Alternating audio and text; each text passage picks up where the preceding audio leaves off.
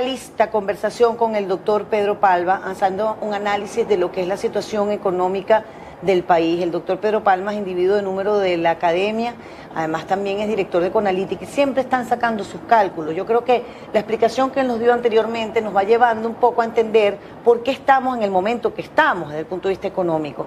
Y nos quedó pendiente, y así me lo hizo saber el doctor Palma, de las razones de la hiperinflación, de lo que está ocurriendo con la hiperinflación. Por supuesto, más adelante vamos a dar algunas soluciones, porque no queremos dejar un programa solamente con un diagnóstico, sino también con unas posibles soluciones que las han dado ustedes muchas veces, pero que no los quieren escuchar.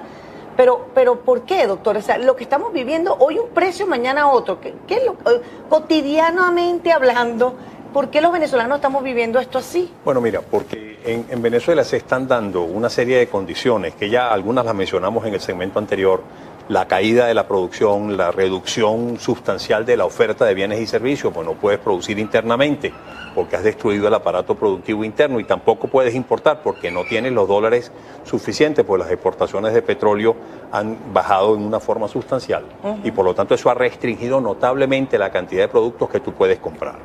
Pero hay otro factor fundamental que ha generado este proceso inflacionario, que se suma a esa situación dramática de caída de la producción, que es la generación masiva de dinero sin respaldo por parte del Banco Central, debido a que al Banco Central lo han puesto a ser el gran financiador de un enorme déficit fiscal. Eso es lo que se llama dinero inorgánico. Dinero inorgánico, enorme déficit, porque el sector público gasta muchísimo más de lo que le ingresa, y particularmente a PDVSA la han puesto a financiar todos los programas sociales, todo tipo de gasto público que se le ocurre al gobierno, y eso ha hecho que obviamente PDVSA gaste muchísimo más de lo que le ingresa. Incurre en un enorme y creciente déficit que tiene que ser financiado de alguna forma. ¿Quién es el que está financiando ese déficit? El Banco Central, a donde acude PDVSA para pedir prestada masiva cantidad de dinero que le permita seguir cubriendo esa desproporción de gasto público deficitario tremenda en que está incurriendo. Eso ha hecho que el Banco Central entonces esté creando dinero en forma masiva, dinero sin respaldo en forma masiva. Solamente para darte una idea, mira, más o menos hace un año, a fines de febrero del año 2017, la deuda que producto de esos préstamos que recibía PDVSA del Banco Central, la deuda del banco de PDVSA con el Banco Central estaba ligeramente por encima de los 6 billones de bolívares, 6 millones de bolívares, que ya era una deuda muy alta y que ya había aumentado en una forma importante. Bueno, hoy el último dato del Banco Central es que al 21 de febrero de este año, del año 2018, esa deuda que hace un año estaba en el horno en torno a 6,1, 6,2 billones de dólares, hoy está en 138 billones de dólares. Eso ha significado un incremento superior a 2100%. Eso se ha multiplicado N veces, 21 a 22 veces. Entonces, esa creación masiva de dinero sin respaldo, ¿qué es lo que ha hecho? Bueno, tú creas dinero que supuestamente puede comprar bienes, pero cuando va a ser utilizado ese dinero para comprar bienes, resulta que no hay bienes y servicios. Entonces, ¿qué genera esa situación? Pues genera una presión alcista en los precios descomunalmente alta. Pero que es precisamente para lo que entender esto de una forma bien clara, cuando hablamos de lanzar el dinero inorgánico, ¿a qué nos referimos? Porque hay un problema de una escasez de billetes, yo no sé si eso tiene que ver una cosa con la otra. Bueno, no tiene nada que ver, pues vamos a explicarlo, porque la gente que nos ve puede decir, bueno, ¿y por qué si hay tanto dinero en la calle yo no lo veo? Mira, déjame explicar. Sí, por favor. El Banco Central crea dinero de la nada.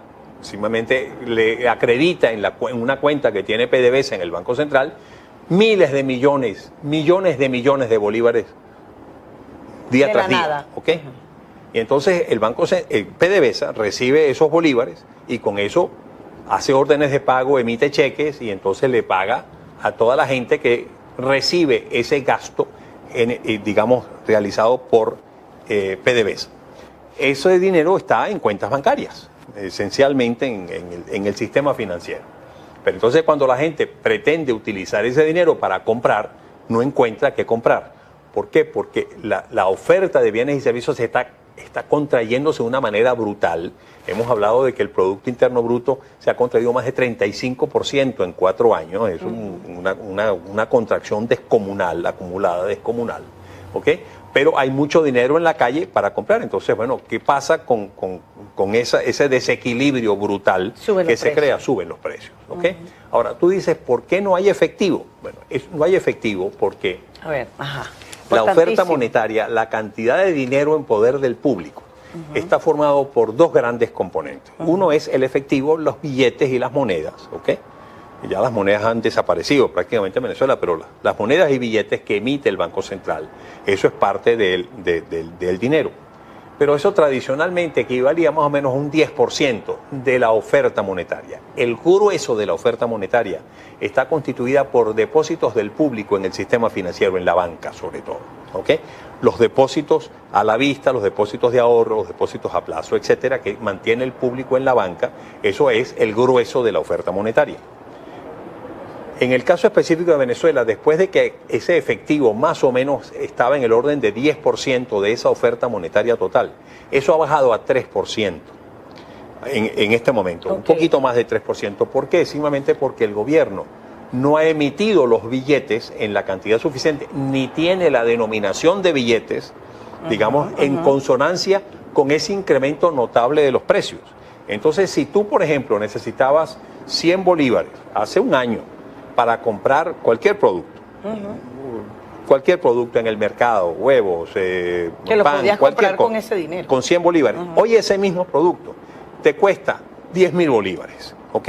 Entonces tú necesitas, ¿ok?, mucho más bolívares para comprar el mismo producto. ¿Y porque el gobierno no puede imprimir más billetes? Dicen que no tienen los recursos para imprimir esos billetes. Por ineficiencia del gobierno. Pues se le ha dicho hasta la saciedad, señor, cuando usted se adentra en un proceso inflacionario, mientras ese proceso inflacionario esté allí, usted tiene que incrementar la cantidad de efectivo, la cantidad de billetes y la denominación de esos billetes. Pasar del billete de 100, que era el de mayor denominación, a uno de 500, y uno de 1.000, y uno de 10.000, y uno de 50.000 y de 100.000. Y ahora muy posiblemente de 1 millón, porque simplemente la gente necesita de ese billete para comprar al ritmo en que están incrementando los precios. Entonces, ese mismo pan que costaba 100 bolívares antes, ahora cuesta 10.000. Pues entonces, si tú insistes en mantener solamente billetes de 100, pues tú vas a necesitar entonces muchísimos más billetes de 100, un fajo de billetes de 100 para comprar un pedazo de pan. En conclusión, si la hiperinflación se logra solucionar, a controlar, se soluciona el problema de los billetes. Sin duda alguna, pero sin duda alguna. Y entonces tú no tienes que emitir billetes de 100.000 o billetes de 500.000 ni nada de eso, sino tú simplemente vuelves nuevamente a tener un cono monetario en línea con ese bajo nivel de incremento de los precios. Ahora, doctor, la hiperinflación que estamos viviendo tan fuerte, de forma radicalmente terrible, yo no sé, explosiva, nos puede llevar a que haya un cierre de empresas importantes porque estas empresas no pueden reponer sus inventarios, lo que usted explicaba anteriormente. O sea, para poder importar alguna materia prima que se necesita, necesitas dólares. No tienes los dólares, no puedes importar la materia prima, cierre de empresa, desempleo. Todo esto es una cadena. Claro. ¿Usted siente que esto puede ocurrir a muy corto plazo? Está ocurriendo, ha estado ocurriendo a lo largo de todo este periodo. La cantidad de empresas que han tenido que cerrar sus puestos simplemente porque incurren en pérdidas, no pueden mantener su ritmo, digamos, de actividad, agravadas por unos controles de precios, unos controles de producción, unos controles de distribución brutales que ha impuesto el gobierno, y entonces obligan a un empresario a vender por debajo de su costo de producción y lo obligan, por lo tanto, a incurrir en pérdida. Nadie produce con pérdida. Cuando a mí me obligan a trabajar con pérdidas, bueno, si yo tengo unos rubros que me generan utilidad y otros me generan pérdida, bueno, me puedo más o menos compensar una cosa con la otra, pero cuando ya el neto yo estoy incurriendo en pérdidas crecientes, pues simplemente cierro mi empresa porque no puedo seguir produciendo. Eso genera desempleo por un lado y genera contracción de producción por la otra. Y por lo tanto genera una reducción aún o acentuación en la contracción de la oferta de bienes y servicios, y por lo tanto eso lo que hace es agravar aún más el fenómeno de aumento de los precios. Si a usted le tocara en este momento aplicar algunas medidas para controlar la hiperinflación, ¿qué haría, doctor? Mira, aplicar lo que ya han aplicado, la misma receta que han aplicado múltiples otros países de la América Latina que tuvieron procesos hiperinflacionarios en la década de los 60, 70, 80 y hasta comienzos de los 90 del siglo pasado, y que simplemente aplicando esas medidas controlaron su hiperinflación. ¿En qué consisten esas medidas? Es un conjunto de medidas, no hay una medida mágica, no hay una varita mágica que de pronto de la noche a la mañana tú reduces. No, eso no existe. Pero, por ejemplo, hay un componente que es el componente de disciplina monetaria y disciplina fiscal, fundamental para el control de la inflación. Tú tienes que llevar a que las finanzas públicas estén equilibradas, a que el gobierno más o menos gaste lo mismo que le ingresa. Y por lo tanto tú tienes que incrementar los ingresos del Estado, ¿cómo? Sincerando las tarifas de los servicios públicos, sincerando el precio de la gasolina, sincerando una serie de actividades que realiza los precios o de actividades que realiza el Estado para incrementar sus ingresos y disciplinar su gasto. Es decir, tú tienes que limitar tu gasto y la eficiencia de ese gasto tiene que aumentar en una forma importante para tú equilibrar tus niveles de ingresos con gasto.